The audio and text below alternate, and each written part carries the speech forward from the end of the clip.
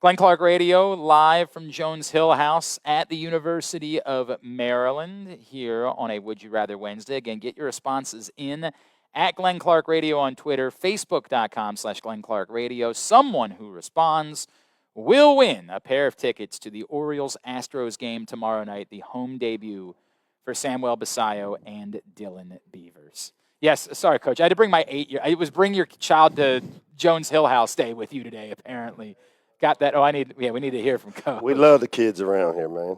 First of all, Coach Mike Locksley is with us here on GCR. It's great to see you. Really appreciate you having us out today. Well, appreciate you guys covering us the way you guys do, Glenn. I've always said this, the affinity that I have for you personally and the respect that I have for you as a coach, it goes a long way. And I'm very interested, and for people that aren't familiar with it, you and I have talked a lot about your honesty over the years. Authenticity. I was blown away once again this year when you go out to Vegas and you get in front of the microphone and you are very honest. For people that don't know what I'm talking about, this is what Coach Locksley had to say at Big Ten Media Days this year. I can tell you last year was tough on me as a coach because for the first time, those really strong relationships were questioned because I had to decide whether to pay a freshman coming in or take care of a veteran player that helped me go to 3 bowl games and have success and do something that hadn't been done in 130 years in the history of Maryland football. And it was hard to do both. And so what I've decided now is if you come to Maryland and you look outside of our locker room, there's a sign. And that sign reads, you can leave your Louis belts, your car keys, and your financial statements outside of this locker room because when you enter those doors, we'll all pay the same price for success or failure. And that's really important for me. And that's what last year was about for me. But that's also why I'm excited about this year because I don't know what kind of team I have just yet, but I know that they're really talented. And it's a matter of them playing for something bigger than themselves, which we're in the process of developing that type of culture. So I'll ask the immediate follow-up question. Do you know what type of team you have just yet?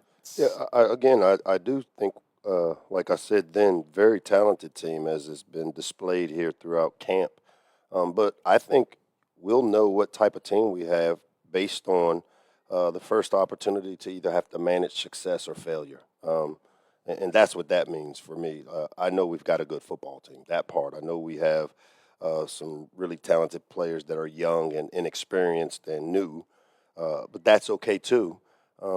We won't really know just who we are until we face some things together, and it's whether it's managing success or dealing with adversity. So I guess in hindsight, if I had asked you this question this time last year, were you not aware then of the issues that you're going to deal with? 100%. Yeah. No, I mean, no one can anticipate the landscape that has just been. I mean, I equate it to the church doors opening on December 1st where, everybody had the same scholarship check every year for 105 years, and now I have to navigate teaching 18-year-olds to 22-year-olds just how real business works, and that not everybody gets equal, not everybody gets the same.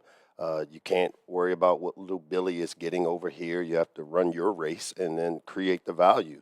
And for a lot of years in college football, they all had the same value, and that is what it means when I say I lost my team. A lot of people focused on the first part of the sentence. I appreciate that you guys actually played the back end of it to explain what that meant, because it wasn't I lost my team because they wouldn't play for me. They hated you. It wasn't that. It was, I should have, as a parent, anticipated some of the things that happened a year ago. I saw them happen, and I started making the changes throughout the course of the year. I made changes in the coaching staff during the season. I increased my role and involved myself more in the offense to start the process. So I didn't want to wait until the end of the season to start elevating it. And if you look at what we've done from mid-season on to now, we've done the right things and made the right decisions in terms of having to elevate every part of the Maryland football program. We've talked before about, you mentioned with the John Talty book, that maybe they caught you on a bad day, right, where you're just sort of in your feelings a little bit. You've been open about the difficulty of this era of college football for you. Do you feel like now, with more time, you've got a better grasp of how to handle it, or is that still something at this point that you and everybody else is kind of figuring out? No, I mean, it is what it is now. To me, the days of being a developmental program, you've heard me use that word, hey, we're a developmental program. Well, when you start paying people the type of money that some of these people are making, you don't have time. You can't wait 2-3 years for a player to play to the value that you're paying. And when people pay you as a pro, they expect to have a professional experience or a professional finish to it. And it's a lot more transactional than maybe when I got into the business, which I'm okay with, because you know what? I've said it and been on the record. These players and this football program has made a lot of people rich on campus, and they and deserve the values, and with some of the TV contracts. And I hear about the degree. I'm a byproduct of a degree. So if they come play for me, we always talk about not just giving them the fish sandwich, which is what NIL is. It's to feed you today. We're still in the business of teaching them how to fish, which is to allow them to eat every day and to allow their future family, their future legacies to be able to benefit from the work that they've put in.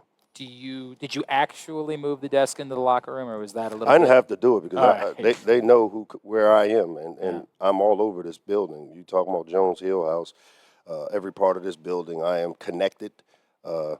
Sometimes when you're inside of the forest, you can't see through the trees, and now I have a very clear view again of my team. I can remember about a week ago sitting in the team meeting, and I looked up as I'm going through some of our programming, and I see Octavian Smith sitting there, and I know Ock very, very well. I knew something was wrong with Ock. When the meeting was over, I said, Ock, come here. And I said, what's going on? And he had some things going on in his personal life that a year ago I probably wouldn't have recognized, because I was putting out fires everywhere, and everybody was knocking on the office door asking for money that I didn't have. And I felt like a parent that couldn't provide the necessary resources for my family. Man, it is a tough place to be in, right? Yeah. Like I don't know, what do you do in that moment, right? No, you do like Vanita Locksley did. You pay the gas bill and maybe hold off on the water bill. Just get by, right? Yeah, you make ends meet, and we've done that, and we've got a good team. And I can tell you that the foundation that was laid was a solid foundation by a bunch of really talented players that have been in the program since we came back in 2019. And I can tell you, because of that, we'll be able to bounce back stronger. Mike Locksley is with us here on GCR.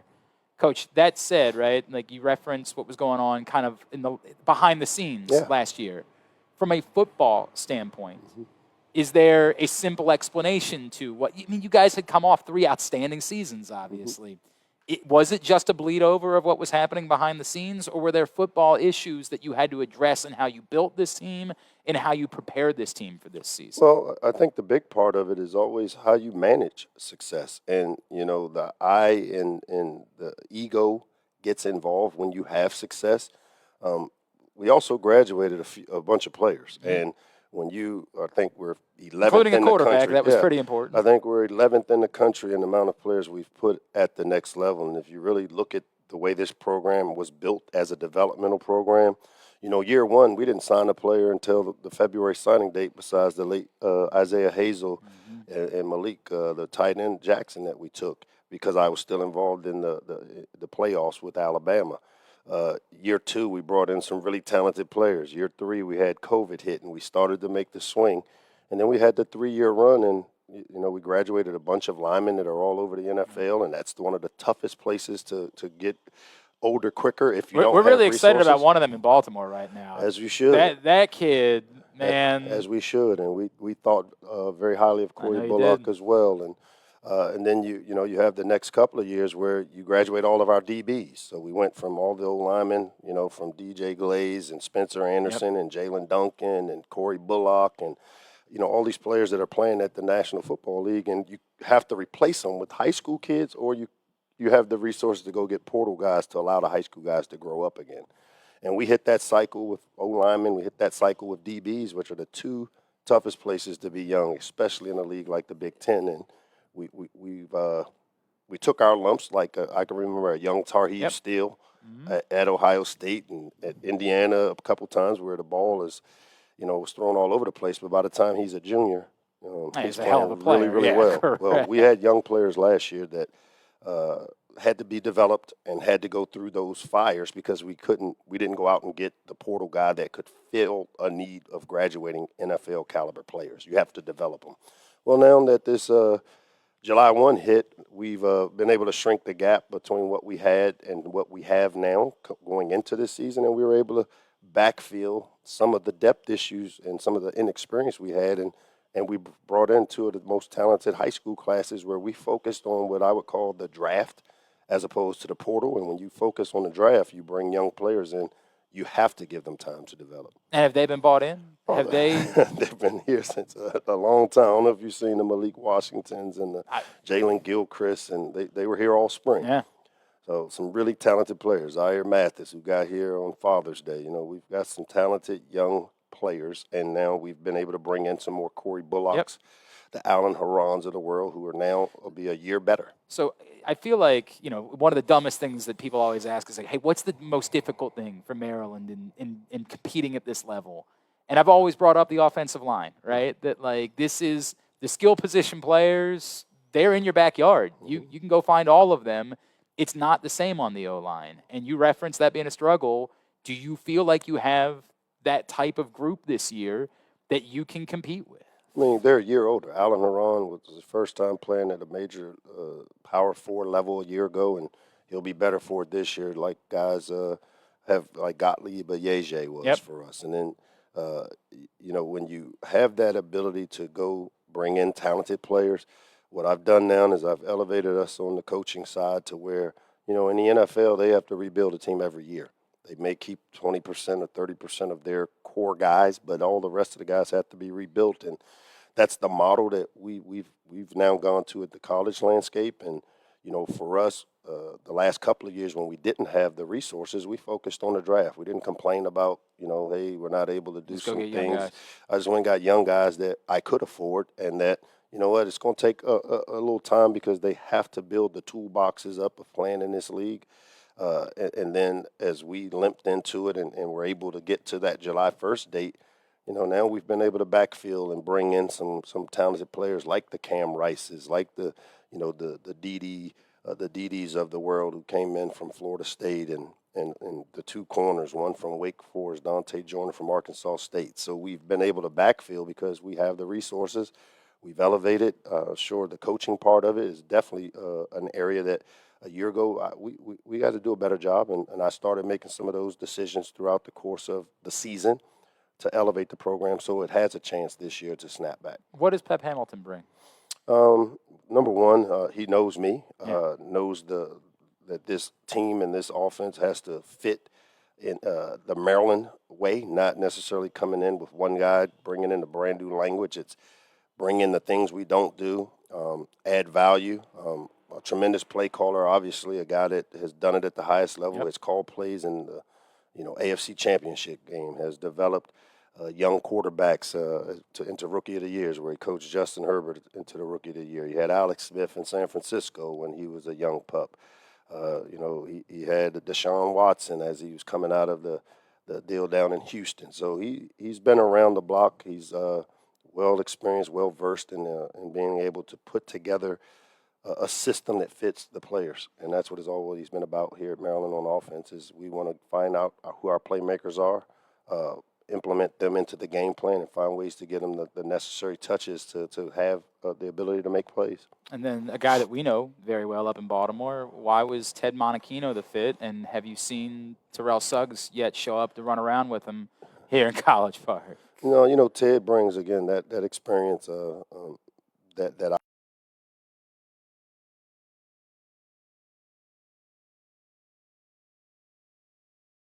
front with the versatility of that edge rushers and those edge players. The Baltimore defense has been as well respected a defense over the tenure of Coach Harbaugh's career there. So having the ability to keep the same defensive structure but add a new voice to the front of the room, a guy that has been able to develop pass rushers. One of the things that's been an Achilles heel for us is how do we get and affect the quarterback without always having to add people, which now puts you in tough pickle on the back end, especially when we had young players a year ago playing corner. And when you don't generate a pass rush, you leave them on that particular island that we talk about. With Ted's experience and his ability to generate pass rushes there in Baltimore. He did it in Atlanta. He's been a coordinator at the Colts. He and Pep were coordinators at the same time there in Indianapolis. So a familiarity there that allows us, one, with this new landscape to develop a team quicker as opposed to the 2-3 year that we had to do when we got here. Because they've had to do it at the NFL level where you don't have your final roster set until 2 weeks before your first game. These are the guys go in with them. Yeah. And so that experience is what I was looking for when I started to hire people, and I was very fortunate to get two guys in Pep and Ted that understood the vision. Mike Locksley is with us as we are live at Jones Hill House, University of Maryland. Coach, you brought up the resources. Is it equitable now for everybody after July 1st, or is that still to be determined? No, it's still to be determined. I mean, it's a mask. The fact, here's where it's good for me and good for Maryland is that the resources that are available that the players have earned, because revenue share is the money that they've earned based on the TV revenue that's generated from them being the show.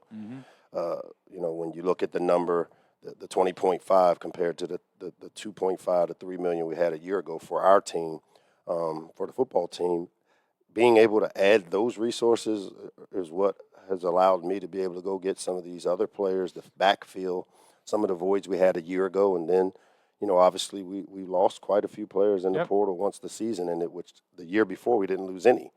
And so it's a matter of now of bringing in the blend, which we found a way. We didn't just sit back and complain about what we didn't have. We had a plan. I've always rehearsed everything I do, the structure of maybe going to get players like Corey Bullock, like Alan Haran from lower level schools and that have talent. I mean, they're not talented guys, because you look at Gottlieb Ayeje, who's at Frostburg, and he's on the practice squad for the Raiders all year. I think we know what it looks like, and we know how to develop them. But to have instant success and to have that bounce back, we had to elevate every aspect of our program, including how we approach things as a head coach, and that's what I've tried to do. You obviously have a quarterback competition. Yeah. I figured the reason why we were here is because you were ready, and you're going to make the announcement right now, right? So I don't want to get in your way. Yep. I mean, because of how good you guys have been to us, there's no doubt if and when I break it, which today I'll do it for you. I'm ready to name all three of those guys the starting quarterback today. Is there going to be one quarterback? Yes, that's the plan. Yep. That's the plan. That's what we're rehearsing to do, is to make a decision. But I know this: we have three talented ones, and just like I've been in a room before where you had a Jalen, a Tua, and a Mac, all three of those guys were talented. It worked out okay. Yeah, worked out all right. Well, again, we have a talented room. We always understand that competition makes us all better.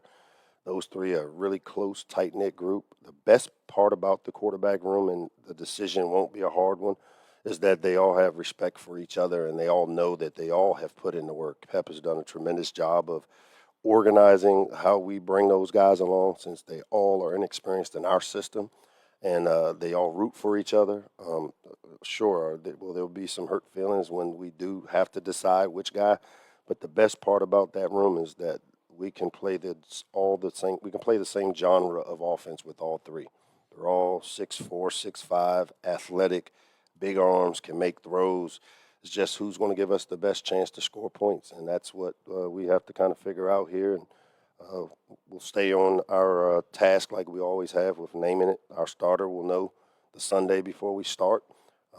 That Monday he'll take the 60% of the 1 reps, and we'll have the other 2 that'll be prepared in a way that if something were to go awry, that we always have our other guys prepared. And so once we get that figured out, we'll roll them out there first game August 30th. Whoever takes that snap, and that's when you guys will know. Can I ask it? Because I asked this question to Coach DiNardo recently. Mm-hmm. Can you ignore all of the other stuff and just pick the guy that gives you the best chance to win week 1? Like, can you block out someone's place in a program, the money they're making? Are you able to do all that as a coach at this point? I don't know. When you hear me talk about the give a crap gauge being on E, like, I don't care what you guys think. I don't care what anybody thinks about me outside of this building. Yeah. When you lose a child, you learn very quickly that nothing else matters. So I'll be very clear on Glenn Clark. If I'm breaking some news, here's the breaking news. I don't give a shit what people think outside of this building. These players know who we are. The people in this building know what we've done. What money is involved. This is the same thing people deal with at the NFL. We deal with it at professional level. I mean, that's the part that we had to anticipate and teach. Well, we've done those things. I mean, fool me once, shame on me. It won't happen again, but I don't really care. And people can write what they want, say what they want. The authentic part of me is like, I don't care. I've done a really good job here of putting this place in position, and these players believe in every part of what we are doing, from the football field to life. Can you tell me something about all three quarterbacks? Something that, because we don't know who it's going to be. Yeah. Something we should know about all three of these guys. Well, again, Christian a year ago is the most experienced guy in our system, because as the third quarterback a year ago, Christian Martin traveled to every single game, did not take a rep, prepared as if he was a starter, and that mental preparation is why you see him involved in the mix, because a lot of y'all have made it into a 2-horse race, but it's a real 3-horse race, and Christian Martin, because of how we prepared him and developed him last year, maybe not on the field, but in the classroom, the quarterback etiquette of what it's like to be a quarterback, he prepared as if he was going to play every game and travel to every game, and so that gave him an advantage of being in the system and knowing. With Malik, I just think the intangible things show up with him. His maturity level. It's unreal, isn't it? When you walk into a place and Malik Washington is there, everything kind of gravitates to him. With Christian Martin, he may be the most talented of all three because of his ability with his legs, his arm. He has a big, strong arm. Reminds me of the quarterback that UVA had that went down to New Orleans, Aaron Brooks, I think was his name. Yep. Very similar skill set, wiry, long, big arm, can make all the throws.